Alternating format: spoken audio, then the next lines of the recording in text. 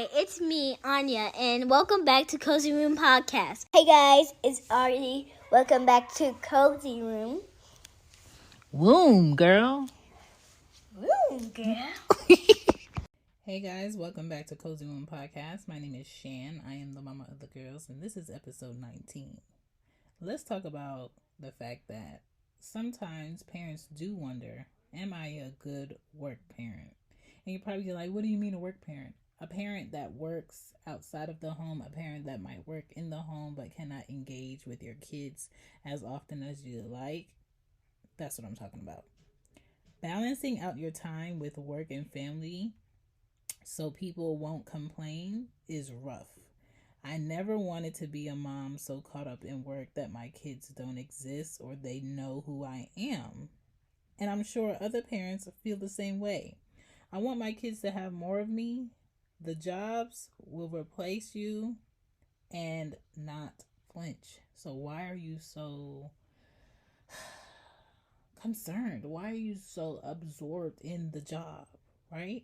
Your children have less years to be children, so you have to make the time work. And so today I want to talk about balancing being a good work parent and being a good parent, because it all goes together. But first, let's do some table topics.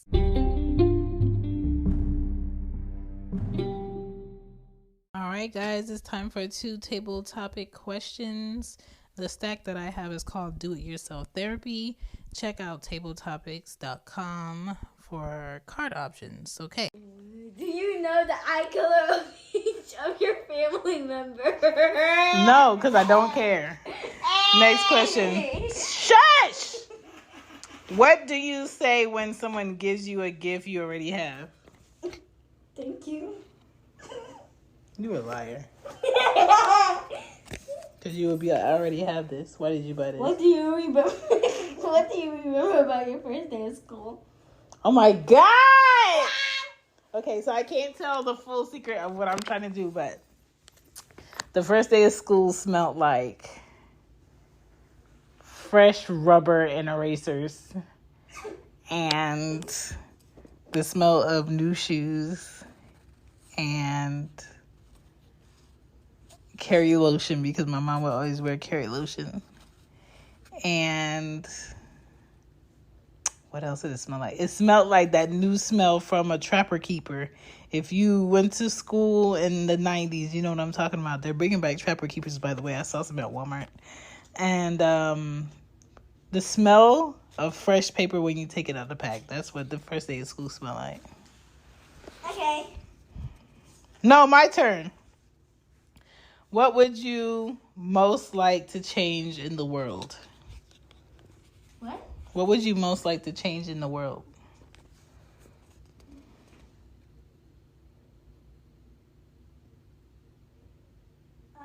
I know who I'm not taking on a game show. My gender. Your gender? Yeah. Why would you want to change your gender? Because I don't know. Yeah. If you go ahead. What fear would you like to conquer? What fear would I like to conquer? Spooky, scary skeletons. I don't like being in the ocean. I don't like the idea of being on water, but I'm not trying to conquer it. I'm good. Would you rather have no rules to live by or rules you have to live by now?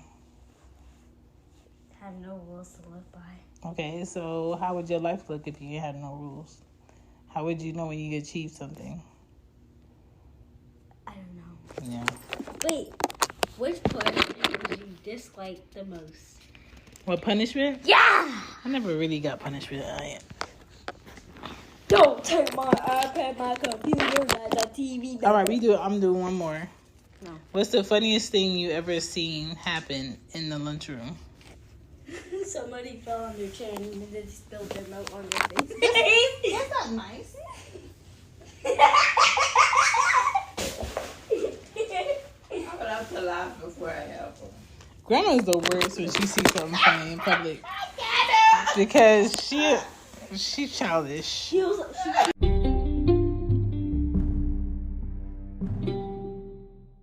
Hey guys, I hope you're enjoying this show. The show is going to come back. I just wanted to let you guys know that there is a merch shop if you want to get some merch from Cozy Womb Podcast and support the podcast, because everything helps me get webcam, me get merch ideas, me market the show, and I just appreciate it. And I love to see people are out and about having a sticker of Cozy Womb or wearing a t-shirt or a hoodie or a jacket.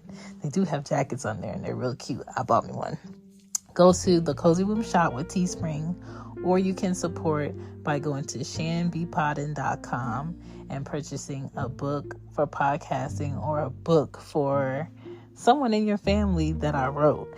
I appreciate it all. And if you would just like to donate to Red Circle, you can. The link is in the show notes. Now back to the show.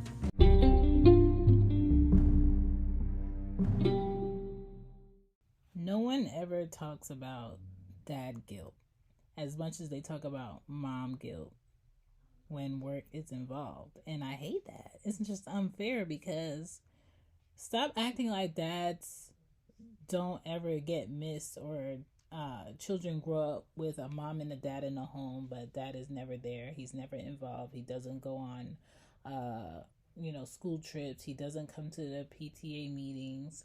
He doesn't take you to the doctors. It's always mom, mom, mom. So let's stop acting like a dad doesn't end up being absent and just looked at as what he can give the family versus being involved with the family. And side note, I feel like that has a lot to do with why men feel like, oh, my wife or my girlfriend just wants me to give her things. She doesn't care about me for real, or she doesn't care if I'm there.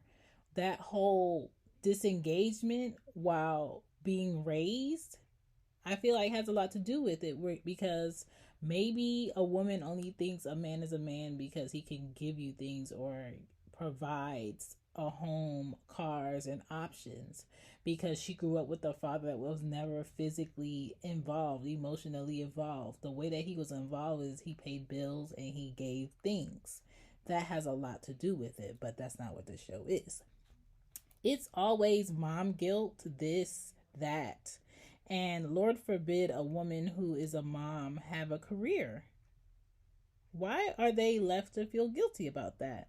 Find a schedule that makes sense for you.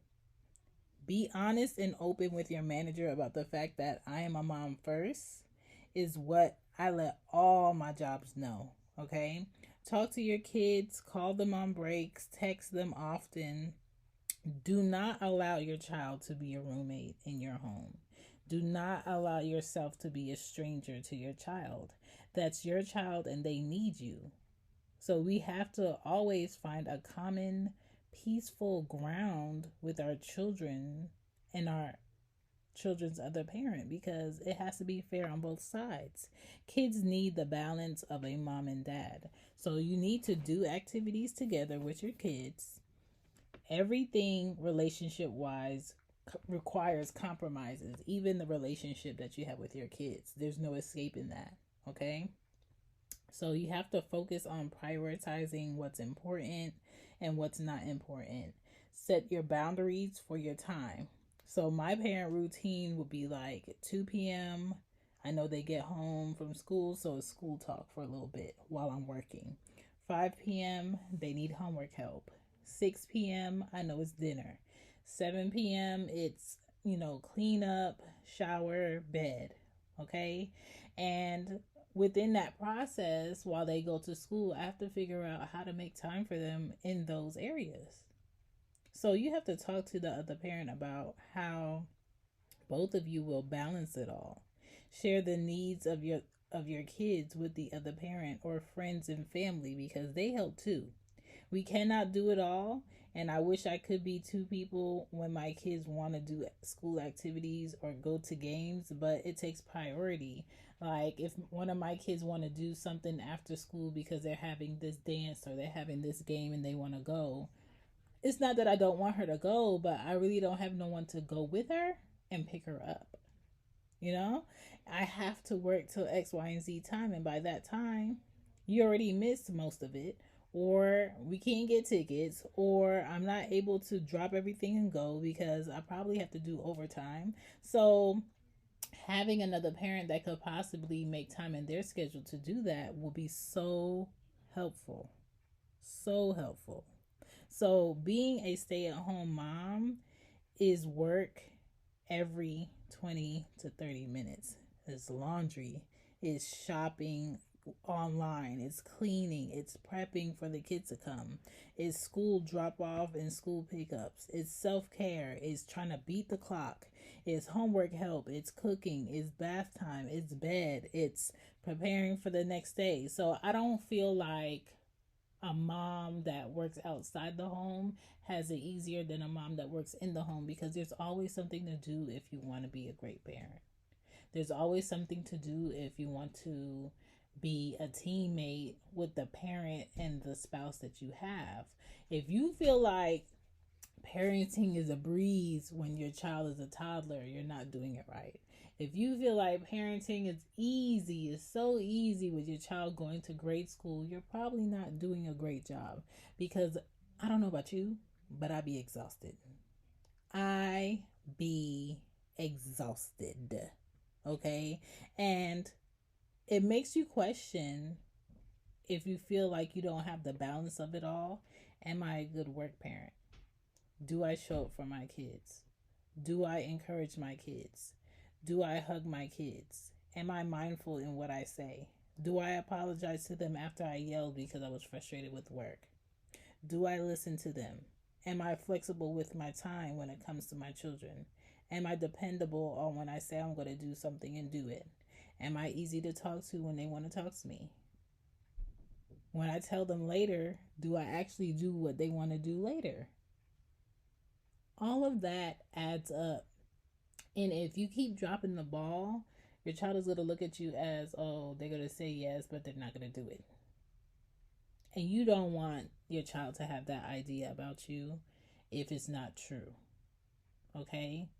We have to set boundaries with work. We have to set boundaries with our friends. We have to set boundaries with our child's other parent. We have to set boundaries with ourselves. If you didn't show up the last 2 times as a parent, make it a point to show up the 3rd time. If you were not doing such a great job last year, make it a point to do a great job this year. Stop saying you're trying when you're not trying. Stop saying you will when you know you won't.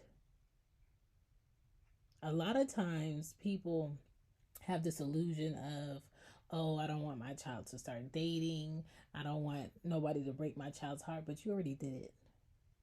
A lot of parents are the first people to ever break their child's heart when it comes to trust, when it comes to love, when it comes to encouragement, when it comes to